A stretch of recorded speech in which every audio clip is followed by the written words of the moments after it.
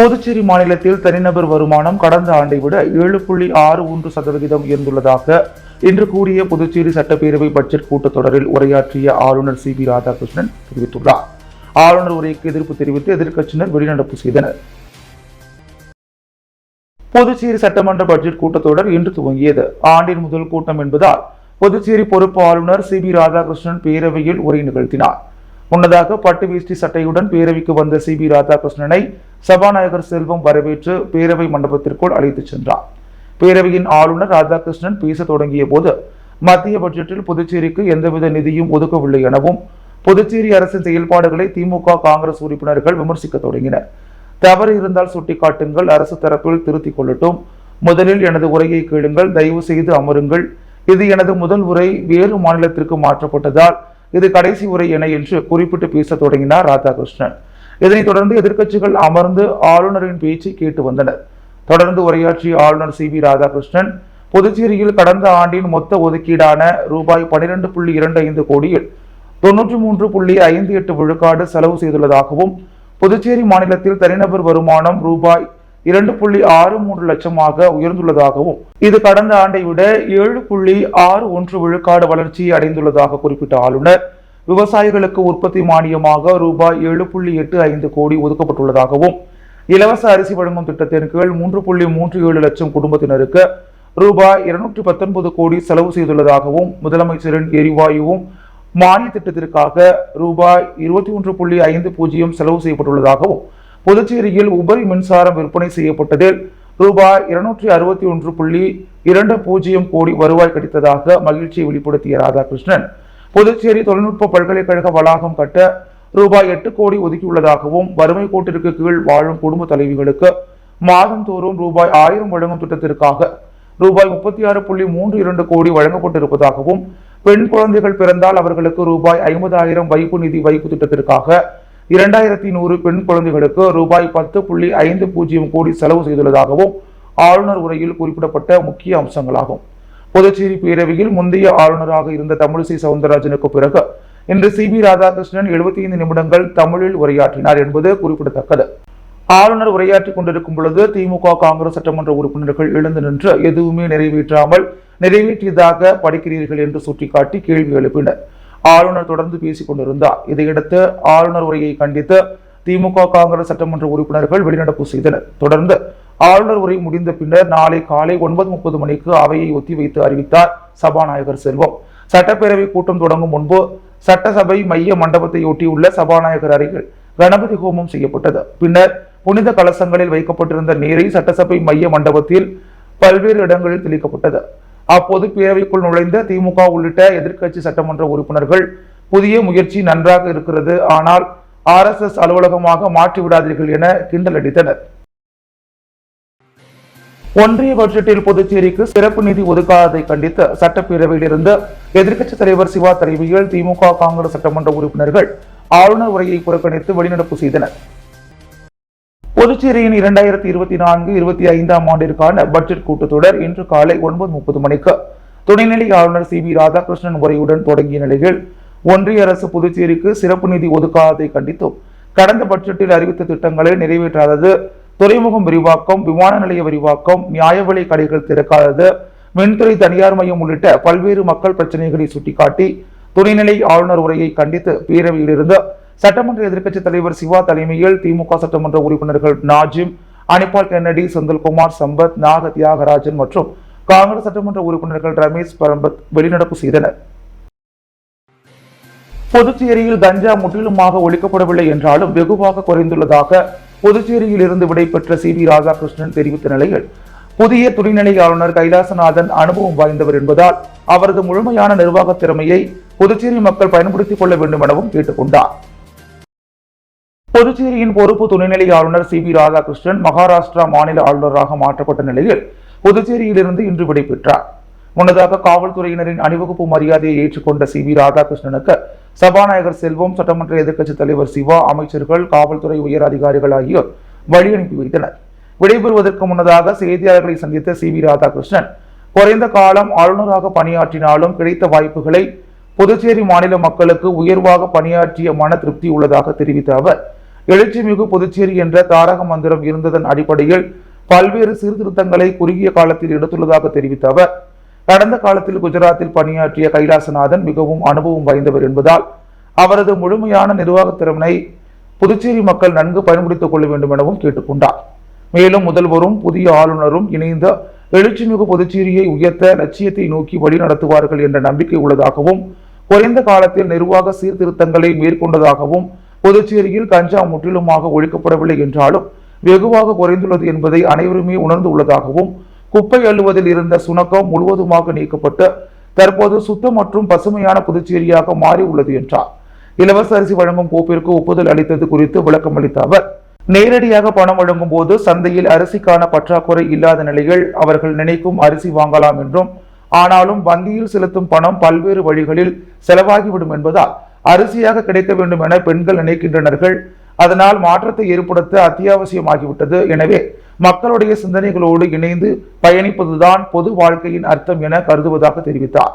புதுச்சேரி மாநில துணைநிலை ஆளுநராக சி.வி. ராதாகிருஷ்ணன் 4 மாதம் பொறுப்பு வகித்தது குறிப்பிடத்தக்கது. புதுச்சேரியில் இன்று தொடங்கிய பட்ஜெட் கூட்டத்தொடர் வருகின்ற 14ஆம் தேதி வரை, அதாவது 11 நாட்கள் நடைபெறும் என்று சபாநாயகர் செல்வம் தெரிவித்துள்ளார். புதுச்சேரி பட்ஜெட் கூட்டத்தொடர் இன்று தொடங்கி ஆளுநர் உரை நிறைவடைந்தது. இந்த நிலையில் சபாநாயகர் செல்வம் செய்தியாளர்களை சந்தித்தார். அப்போது பேசிய அவர், அலுவல் ஆய்வுக்குழு கூட்டத்தில் நாளை 1ஆம் தேதி ஆளுநர் உரை மீதான விவாதம், 2ஆம் தேதி காலை 9 மணிக்கு பட்ஜெட்டை முதல்வர் ரங்கசாமி தாக்கல் செய்வார் என்று தெரிவித்தார். 5, 6ஆம் தேதிகளில் பட்ஜெட் மீதான விவாதம், 7, 8, 9ஆம் தேதிகளில் துறைகள் மீது உறுப்பினர்கள் பேசுவார்கள் என்று குறிப்பிட்ட சபாநாயகர் செல்வம், 12, 13ஆம் தேதி முதல்வர் மற்றும் அமைச்சர்கள் பதிலளிக்கின்றனர். 14ஆம் தேதி தனிநபர் தீர்மானம், அன்றுடன் கூட்டத்தொடர் நிறைவு பெறும் என்றார். என்ஆர் காங்கிரஸ் அமைச்சர் திருமுருகனுக்கு இலாக்கா ஒதுக்கீடு செய்யப்பட்டுள்ள நிலையில் பாஜக அமைச்சர் சாய்ஜி சரவணனுக்கு இலாக்கா மாற்றம் செய்யப்பட்டுள்ளது. புதுச்சேரியில் கடந்த மார்ச் மாதம் அமைச்சராக பதவியேற்ற திருமுருகனுக்கு இதுவரை இலாக்கா ஒதுக்கப்படாமல் இருந்த நிலையில் அவருக்கு குடிமைப்பொருள் வழங்கல் துறை மற்றும் போக்குவரத்து துறை ஒதுக்கப்பட்டுள்ளது. குடிமைப்பொருள் வழங்கல் துறை அமைச்சர் சாய்ஜி சரவணகுமாரின் இலாக்கா மாற்றப்பட்டு அவருக்கு ஆதிதிராவிடர் நலத்துறை, சிறுபான்மையினர் நலத்துறை மற்றும் தீயணைப்புத்துறை ஒதுக்கீடு செய்யப்பட்டுள்ளது. இலாக்கா மாற்றம் தொடர்பான கோப்பினை முதலமைச்சர் ரங்கசாமி துணைநிலை ஆளுநர் சி.வி. ராதாகிருஷ்ணனை நேரில் சந்தித்து இன்று காலை வழங்கிய நிலையில் துணைநிலை ஆளுநர் அதற்கு ஒப்புதல் அளித்துள்ளார். புதுச்சேரியில் பேருந்து மோதி காவலர் உயிரிழந்த விபத்து குறித்த சிசிடிவி காட்சி வெளியாகியுள்ளது. புதுச்சேரி கருவடிக்குப்பம் பகுதியில் உள்ள பிள்ளையார் கோவில் வீதியைச் சேர்ந்தவர் காவலர் முருகன், வயது 36. காவல்துறையில் ஓட்டுநராக பணிபுரிந்த இவர் நேற்று முன்தினம் இரவு செல்லிப்பட்டு 10 கண்ணு சாலையில் சென்றபோது தனியார் பேருந்து மோதி தலையில் பலத்த காயம் ஏற்பட்டது. இதைத் தொடர்ந்து அவரை மீட்டு அருகில் உள்ள தனியார் மருத்துவமனையில் அனுமதிக்கப்பட்டு பின்னர் மேல் சிகிச்சைக்காக ஜிப்மர் மருத்துவமனையில் அனுமதிக்கப்பட்டார். அங்கு தீவிர சிகிச்சை அளித்தும் பலன் அளிக்காமல் அவர் நேற்று காலை பரிதாபமாக உயிரிழந்தார். விபத்து குறித்து வில்லியனூர் போக்குவரத்து போலீசார் வழக்கு பதிவு செய்து விசாரணை நடத்தி வருகின்றனர். இந்த நிலையில் காவலர் முருகன் மோட்டார் சைக்கிளில் செல்லும் போது சாலையின் இடது பக்கத்தில் இருந்து வலது பக்கமாக திரும்பிய போது பின்னால் வந்த தனியார் பேருந்து மோதி விபத்துக்குள்ளான வீடியோ வெளியாகியுள்ளது. சென்ற ஆண்டு கவர்னர் உரையில் இடம்பெற்ற திட்டங்கள் நிறைவேற்றப்பட்டதா என்று சட்டமன்ற உறுப்பினர் நேரு கேள்வி எழுப்பியுள்ளார். புதுச்சேரி சட்டப்பேரவையின் 15வது கூட்டத்தொடரின் 5வது கூட்டம் இன்று நடைபெற்றது. இதனையொட்டி சட்டப்பேரவையில் துணைநிலை ஆளுநர் சி.வி. ராதாகிருஷ்ணன் இன்று உரையாற்றினார். அப்போது அவைக்கு வந்த உருளையன்பேட்டை தொகுதி சுயேட்சை சட்டமன்ற உறுப்பினர் நேரு சென்ற ஆண்டு நிகழ்த்தப்பட்ட கவர்னர் உரையில் குறிப்பிடப்பட்டுள்ள அனைத்து திட்டங்களும் நிறைவேற்றப்பட்டதா என்று கேள்வி எழுப்பினார்.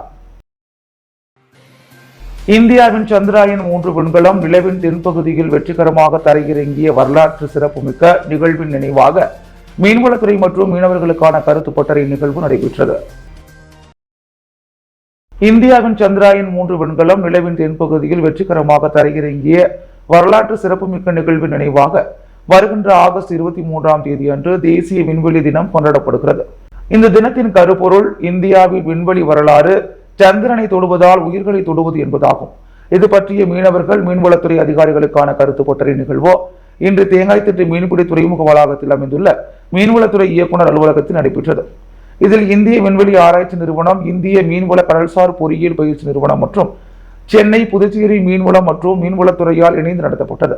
இந்த நிகழ்ச்சியில் மீன்வளத்துறை இயக்குநர் முகமது இஸ்மாயில், இணைய இயக்குனர் தெய்வசிகாமணி, துறையின் துணை இயக்குநர்கள், அதிகாரிகள், மத்திய மீன் கடல்சார் பொறியியல் பயிற்சி நிறுவன அதிகாரிகள், கார்த்திக், பயிற்சி வகுப்பாளர் கோபி கிருஷ்ணன், பேராசிரியர் ஜெயந்தி மற்றும் மீன்பிடி விசைப்படகு உரிமையாளர்கள், மீன் வளர்ப்பு மற்றும் பல்கலைக்கழக மாணவர்கள் என அனைவரும் திரளாக கலந்து கொண்டனர். புதுச்சேரியில் விசைப்படகுகள் பழுது நீக்குவதற்கு ரூபாய் 34,40,000 ரூபாய்க்கான அரசாணையை விசைப்படகு உரிமையாளர்களுக்கு முதலமைச்சர் ரங்கசாமி வழங்கினார். புதுச்சேரி அரசு மீன்வளம் மற்றும் மீனவர் நலத்துறை மூலம் ஆண்டுதோறும் மீன்பிடி தடை காலத்தில் பதிவு பெற்ற விசைப்படகுகளுக்கு பழுது நீக்குவதற்கு மர, இரும்பு, பைப்பர் விசைப்படகுகளுக்கு ரூபாய் 30,000, சிறிய விசைப்படகுகளுக்கு ரூபாய் 20,000 வழங்கப்பட்டு வருகிறது. இத்திட்டத்தின் கீழ் 2024-25 ஆண்டிற்கான தடை காலத்திற்கு புதுச்சேரி பகுதிகளைச் சேர்ந்த 82 மர, இரும்பு, பைப்பர் விசைப்படகுகளுக்கு ரூபாய் 30,000 வீதம், ரூபாய் 24,60,000, 49 சிறிய விசைப்படகுகளுக்கு ரூபாய் 20,000 வீதம், ரூபாய் 9,80,000 என மொத்தம் 34,40,000 ரூபாய் பதிவு பெற்ற விசைப்படகு உரிமையாளர்களின் வங்கி கணக்கில் செலுத்துவதற்கு அரசின் ஒப்புதல் பெறப்பட்டது. இதற்கான ஆணையை முதலமைச்சர் ரங்கசாமி, சபாநாயகர் செல்வம், மீன்வளத்துறை அமைச்சர் லட்சுமி நாராயணன் முன்னிலையில் புதுச்சேரியைச் சேர்ந்த விசைப்படகு உரிமையாளர்கள் சங்கத்திடம் வழங்கினர். இந்த நிகழ்ச்சியில் மீன்வளத்துறை செயலர் நெடுஞ்செழியன், இயக்குனர் முகமது இஸ்மாயில், இணை இயக்குனர் தெய்வசிகாமணி மற்றும் மீன்வளத்துறை அதிகாரிகள் பங்கேற்றனர். இன்றுடன் பணி ஓய்வு பெற்ற டிஜிபி ஸ்ரீனிவாசுக்கு முதல்வர் ரங்கசாமி, அமைச்சர்கள், சட்டமன்ற உறுப்பினர்கள் பொன்னாடை பூட்டி பூங்கொத்து கொடுத்து வாழ்த்து தெரிவித்தனர். புதுச்சேரி மாநில டிஜிபியாக உள்ள ஸ்ரீனிவாஸ் இன்றுடன் பணி ஓய்வு பெற்றார். தொடர்ந்து அவருக்கு பாராட்டு விழா நேற்று மரப்பாலம் சுகன்யா கன்வென்ஷன் சென்டரில் நடைபெற்றது. இதில் முதலமைச்சர் ரங்கசாமி, சபாநாயகர் செல்வம், உள்துறை அமைச்சர் நமச்சிவாயம், பொதுப்பணித்துறை அமைச்சர் லட்சுமி நாராயணன், குடிமைப்பொருள் துறை அமைச்சர் சாய்ஜி சரவணகுமார், எதிர்க்கட்சித் தலைவர் சிவா, துணை சபாநாயகர் ராஜவேலு, சட்டமன்ற உறுப்பினர்கள் வி.பி. ராமலிங்கம், சம்பத், லட்சுமிகாந்தன், ஏ.கே.டி. ஆறுமுகம் ஆகியோர் கலந்து கொண்டு டிஜிபி ஸ்ரீனிவாசுக்கு பொன்னாடை போற்றி பூங்கொத்து கொடுத்து வாழ்த்துக்களை தெரிவித்தனர். இந்நிகழ்ச்சியில் காவல்துறையைச் சேர்ந்த உயர் அதிகாரிகள் பலர் கலந்து கொண்டனர். முத்தியால்பேட்டை தொகுதி காங்கிரஸ் பொறுப்பாளரும் ஈரம் பவுண்டேஷன் நிறுவனருமான ராஜேந்திரனின் பிறந்த நாளையொட்டி பல்வேறு நலத்திட்ட உதவிகள் வழங்கப்பட்டது. புதுச்சேரி முத்தியால்பேட்டை தொகுதி காங்கிரஸ் பொறுப்பாளரும் ஈரம் பவுண்டேஷன் நிறுவனருமான ராஜேந்திரன் தனது பிறந்த நாளை குடும்பத்தினருடன் கேக் வெட்டி கொண்டாடினார்.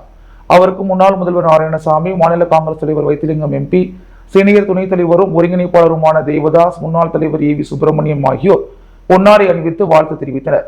சட்டமன்ற உறுப்பினர்கள் நேரு, முன்னாள் அமைச்சர் கந்தசாமி, முன்னாள் சட்டமன்ற உறுப்பினர் அனந்தராமன், இளைஞர் காங்கிரஸ் மாநில தலைவர் ஆனந்தபாபு உள்ளிட்ட காங்கிரஸ் நிர்வாகிகள், பிரமுகர்கள், தொழிலதிபர்கள் பலர் வாழ்த்து தெரிவித்தனர். தொடர்ந்து முத்தியால்பேட்டை தொகுதி ஏழை எளிய பயனாளிகளுக்கு தட்டுவண்டி, தையல் இயந்திரம், புடவை போன்ற நலத்திட்ட உதவிகளை ராஜேந்திரன் வழங்கினார். பிறந்த நாளை முன்னிட்டு முத்தியால்பேட்டை தொகுதி காங்கிரஸ் கட்சி அலுவலகம் திறக்கப்பட்டது. இவரது ஆதரவாளர்கள் தொகுதி முழுவதும் அன்னதானம் வழங்கி பிறந்த நாளை கொண்டாடினர். ஐஎன்டியூசி மாநில தலைவர் ஜி.ஆர். பாலாஜி பிறந்த நாளையொட்டி கடற்கரை சிறு வியாபாரிகள் சங்கம் சார்பாக அன்னதானம் மற்றும் நலத்திட்ட உதவிகள் வழங்கப்பட்டது. ஐஎன்டியூசி மாநில தலைவர் பாலாஜி பிறந்த நாளையொட்டி புதுவை மாநிலம் முழுவதும் ஐஎன்டியூசி தொழிற்சங்கத்தினர் பல்வேறு இடங்களில் நலத்திட்ட உதவிகள், அன்னதானம் வழங்கினர்.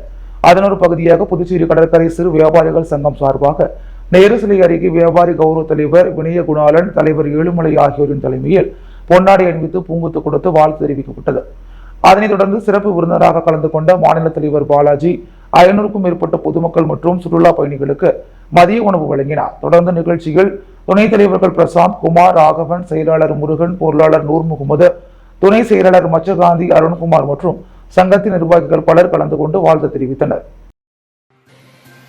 புதுச்சேரியிலிருந்து விடைபெற்று சென்ற துணைநிலை ஆளுநர் சி.பி. ராதாகிருஷ்ணனை முதல்வர் ரங்கசாமி, சபாநாயகர், அமைச்சர்கள் வாழ்த்தி வழி அனுப்பி வைத்தனர். புதுச்சேரி துணைநிலை ஆளுநராக இருந்த சி.பி. ராதாகிருஷ்ணன் மகாராஷ்டிரா மாநில கவர்னராக இடமாற்றம் செய்யப்பட்டார். அவருக்கு பதிலாக கைலாசநாதன் புதுச்சேரி துணைநிலை ஆளுநராக நியமிக்கப்பட்டார். இந்த நிலையில் இன்று ஆளுநர் மாளிகையில் துணைநிலை ஆளுநர் சி.பி. ராதாகிருஷ்ணனை வாழ்த்தி வழியனுப்பும் நிகழ்ச்சி நடைபெற்றது. இதில் முதலமைச்சர் ரங்கசாமி, சபாநாயகர் செல்வம், அமைச்சர்கள் நமச்சிவாயம், சரவணகுமார், சட்டமன்ற உறுப்பினர்கள் வி.பி. ராமலிங்கம், ஜான்குமார் ஆகியோர் கலந்து கொண்டு துணைநிலை ஆளுநர் சி.பி. ராதாகிருஷ்ணனுக்கு பொன்னாடை போற்றி பூங்கொத்து கொடுத்து வாழ்த்தி வழி அனுப்பி வைத்தனர்.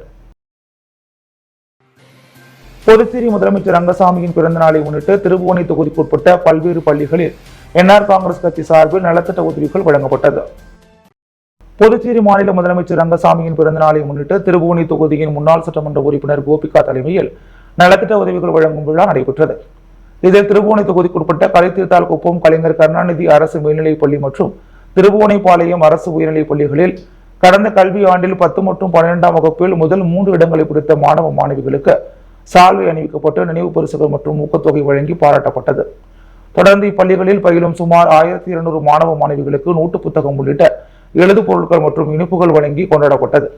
இந்நிகழ்ச்சியில் மங்களம் தொகுதியின் முன்னாள் சட்டமன்ற உறுப்பினரும் ஸ்ரீ மணக்குள விநாயகர் கல்வி குழுமத்தின் துணை சேர்மன் சுகுமாரன், ஸ்ரீ மணக்குள விநாயகர் கல்வி குழுமத்தின் செயலாளர் டாக்டர் நாராயணசாமி, என்ஆர் காங்கிரஸ் இலக்கிய பேரவைத் தலைவர் தனசேகரன் ஆகியோர் இவ்விழாவில் சிறப்பு விருந்தினர்களாக பங்கேற்று சிறப்புரையாற்றி மாணவ மாணவிகளுக்கு பரிசுகள் வழங்கி பாராட்டினார். முன்னதாக பள்ளியின் தலைமை ஆசிரியர்கள் சிறப்பு விருந்தினர்களை வரவேற்று கௌரவித்தனர். மேலும் இவ்விழாவில் திருபுவனை தொகுதிக்குட்பட்ட என்ஆர் காங்கிரஸ் கட்சி நிர்வாகிகள் அனைவரும் கலந்து கொண்டு சிறப்பித்தனர். புதுவையின் அன்றாட நிகழ்வுகளை காண பாண்டி ஹெட்லைன்ஸ் யூடியூப் சேனலை சப்ஸ்கிரைப் பண்ணுங்க. தொடர்ந்து எங்களுடன் இணைந்திருக்க பக்கத்தில் உள்ள பெல் பட்டனை பிரஸ் பண்ணுங்க, லைக் பண்ணுங்க, ஷேர் பண்ணுங்க. என்றும் உங்களுடன் பாண்டி ஹெட்லைன்ஸ்.